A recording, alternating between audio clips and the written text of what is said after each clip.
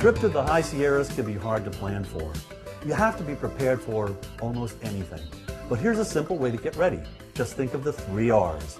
You can go ritzy, ranchy, or raunchy. I was going to say racy rather than raunchy, but honestly, deep down, raunchiness, like spice, adds excitement when not overdone. Never having visited the Sierras, I had to brush up on my geography. It's a mountain range that straddles the top western corner of Nevada and northeastern California. Having been in Las Vegas several times, it was no surprise to see the gambling presence throughout Nevada, but the extent and availability of it was an eye-opener. There are so many slots in the state that I expected to see a drive-in casino or even a casino-in-the-box fast bet franchise. A little more about this later. It was also surprising to learn that Reno, desert-like, is north of the snow-capped peaks. As an Easterner, it was confusing to drive down to the mountains to Truckee, which is on the California side just northwest of the big lake, Lake Tahoe. Disorienting? Yes, but simply an omen of what was to follow as the following morning's Today Show's segment was to reveal. The heat is on. We're going to tell you the heat is on as well. Look at these temperatures. Minneapolis today going to get up to 92, 99. Well, it's the first week of June and there's record heat in the southeast and a lot of the country. But here up in the Sierras, this is what you can get. Of course, this can turn into this in just one day. While the weather knocked out a play day on the links, it didn't lead to a day of depression for me. This area is rich with cool places to visit and things to do other than golf.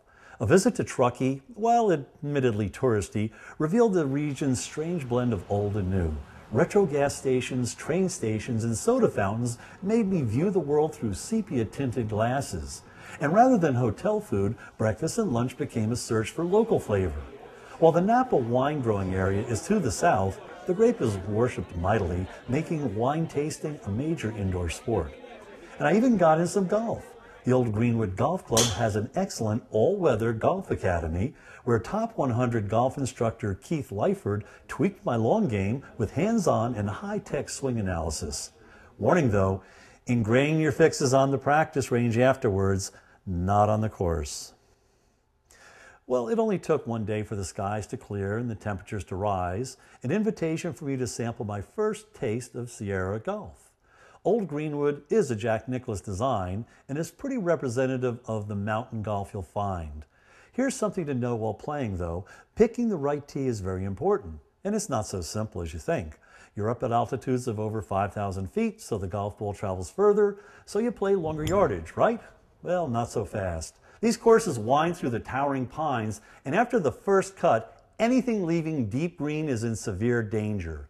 I thought the desert was brutal, but this is just as bad, or even worse. Sage is rampant, and if you can find your ball, chances are you won't be able to play it.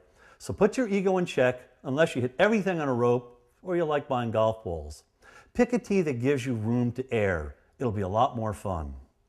The fairways of Old Greenwood wind like a ribbon through chalet homes, pines, and streams. Many Nicklaus design layouts give you ample room to make mistakes, but while not tight, you have to work the angles to be safe.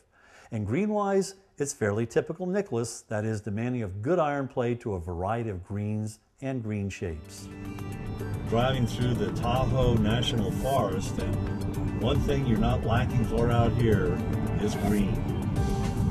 A lot of trees, a lot of green, and a lot of curves, and a lot of elevation changes, going from 7,000 down to 4,000 feet. You definitely feel it. Driving through the state parks to Gray Eagle, no, that's not a misspelling, because you're immediately identified as a tourist by trying to pronounce any town or area name, maybe even a geotourist. As I found out talking with the Visitors Bureau spokesperson for Las Plumas County. Gray Eagle is a former logging town, and they decided to, instead of call it Davis Mill was the name of the mill, they wanted to name a town, and this bookkeeper that worked for the mill they had a contest, and she turned in the name Gray Eagle for the nearby Gray Eagle Creek. But just to make it more interesting, she took out the Y, and they liked it, and they chose her name, Gray Eagle. She got $25 for that entry, by the way. Big money in those days. I think it was. So she was actually ahead of the curve. Yes. In terms of like, you know, names where my name is Sherry, spelled, you know, CHERQUI. Exactly. And I don't understand. It must make I no don't know. sense. It fits better on the sign. So you're not going to find, you know, strip malls and chain motels in what they consider geotourism destinations. If you really want to be a geo-golfer, there's a real down-home driving range complete with cow-tipping targets in Graygull. But I chose to challenge the Plumas Pines course. It's not long, but unless you have your A game, don't play the back tees. It's really a shot maker's course, and definitely old school with some small target greens.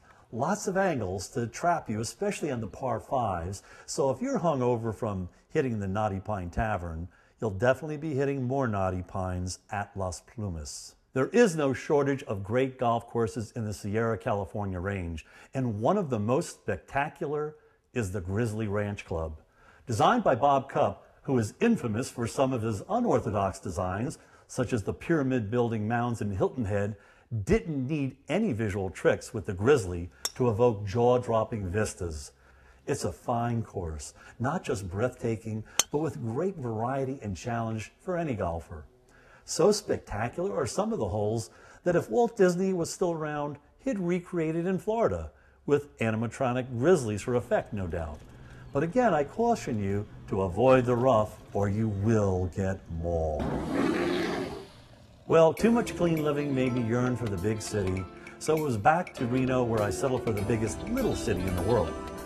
Any place that caters heavily to gamblers has its share of oxymorons roaming the streets, but unlike Las Vegas, in Reno, you can get all the vices on a smaller scale.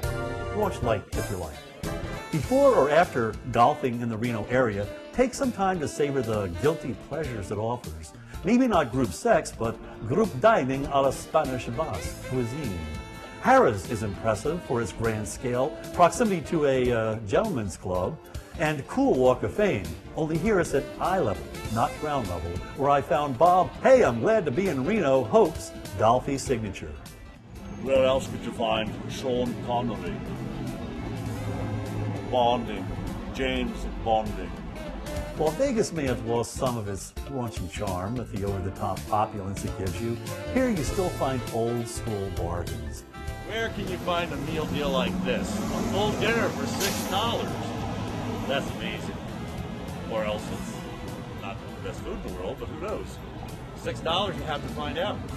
Like the casinos, Reno is a circus with acts that can dazzle and amaze you. Well, maybe not all of them. But if you like action, it's there for the taking. You know, as golfers, we pride ourselves on being amazingly fit athletes, only to be challenged by those other super jocks, bowlers. As such, a must-see for any true jock is the World Bowling Stadium. It's bowler's heaven, literally. The day I visited, a halo surrounded the giant silver bowling ball, beckoning me to enter. The size of this place bowled me over, and despite this horrible pun, there was a lot of action with the American Bowling Congress in town. The number of strikes thrown was amazing, until I tried to shoot one. Once again, of course, the curse of the video camera struck, so I split before being pummeled for being a pinhead. Now, just a few blocks away, more action was to be found. The AAA Reno Aces, I wonder what inspired that name, were playing the Utah Bees in the modern There's Not a Bad Seat in the House stadium. Reno also hosts a PGA Tour event, and it's staged at the ultra-posh Montreux Country Club. This is also a Nicklaus creation, and according to Janice Smoley, who incidentally is the PGA Tour's only female tournament director, it's the only course the players have no complaints about. Hard to believe? Maybe not. Like many other Nicklaus designs, he giveth you generous fairways and taketh away on extremely demanding greens. Large, undulating, plateaued, avoiding three putts is a challenge. But the home stretch is spectacular as you drive down the fairways. While getting to play the course requires something just less than a golden ticket, if you have some connections, it will be a memorable round. The Sierras are dazzling, but like most of life, it's good to seek a balance. Heading back toward the mountains, past Carson City, which, for those of you who didn't learn all the capitals, is Nevada's seat of government, And here's another shocker, the legislature only sits in session every other year. Appropriately, odd years. So maybe government is overrated. But this valley area is flat and very ranchy, and while I like horses, ATVs are more to my style. A lot of the movie Top Gun was filmed in this area, so if you have the need for speed, you can indulge yourself and go either mild or wild, climbing rocky hills into the danger zone to get the best views. We are taught to teach the beginners, take them from the ground up and learn how to operate safely, how to navigate safely, and really just have a big old good time. So, okay, so on your list of fatalities and accidents, where do you stand? we have one of the best safety ratings actually in the United States. Nobody went over the cliff yet? Nobody's gone over the cliffs yet, nope. The oldest town in Nevada is in Genoa. Genoa. There I go again. It also has the oldest bar, which explains why they can't pronounce words in Italian. Genoa Lakes has 2 courses, and I toured the Lakes course. PGA champion Peter Jacobsen worked with architect John Harbottle on the design. This golf course gives you a break from high altitude and major elevation changes, so you can literally catch your breath and enjoy a fun round of links-style golf. A couple miles down the road is another Harbottle layout with NBC analyst Johnny Miller's imprint. The final leg of my Sierras tour brought me back to the Tahoe area, which is definitely ritzy, with the emphasis on the ski.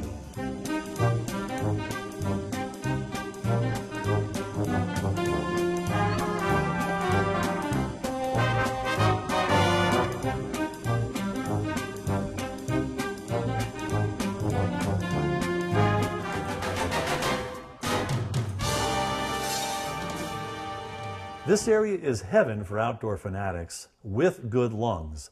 Whether you're a runner, biker, hiker, boater, jet skier, paddleboarder, dog lover, fisher, sun worshiper, and oh yes, golfer, taking some time to appreciate the area can give you a lift to about 10,000 feet and some beautiful views.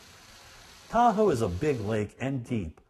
Well, behind me is Lake Tahoe, and boy, I wish it was a little bit nicer day, but just kidding.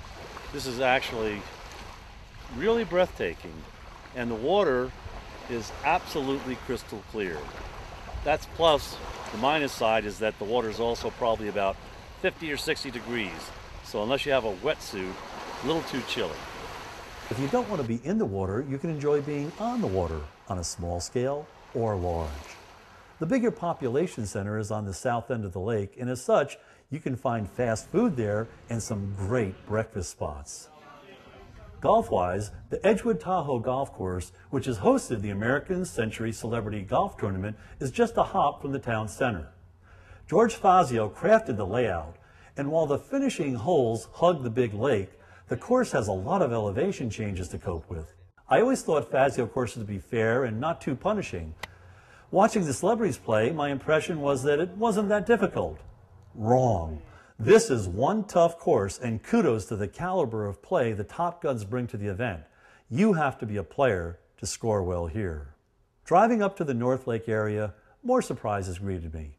I found myself in Nevada again and discovered that the ranch in the old TV series Bonanza, the Ponderosa, was not a scriptwriter's myth, but it actually exists. I learned this from a man on a motorcycle who learned the area from the ground up. There is no gambling on the California side. There's entertainment, swimming pools, things of that nature, but all the gambling is done on the Nevada side. The Cal Neva is just down here at North Shore, originally owned by Frank Sinatra. He was one of the owners. There's all kinds of histories about secret trap doors and things like that, and how Frank Sinatra may or may not have been in the mafia. I don't know, back in the Rat Pack. If you ever go there, there's actually a line that goes through parts of the casino where it's in California and part of it is in Nevada. Soaking up the rays in Nevada and California. The water's a little warmer in California, but I'm not sure why. In retrospect, my time in the Sierras was a split decision in almost every way.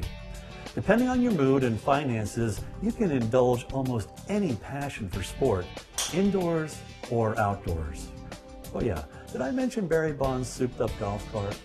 I tooled around White Hawk Ranch in it, And it even had stereo. And why do you think they have Barry Bonds Golf Cart anyway? I don't know, and neither did they. But now I have another reason to visit and golf the Sierras, to solve this mystery, and it'll be a blast.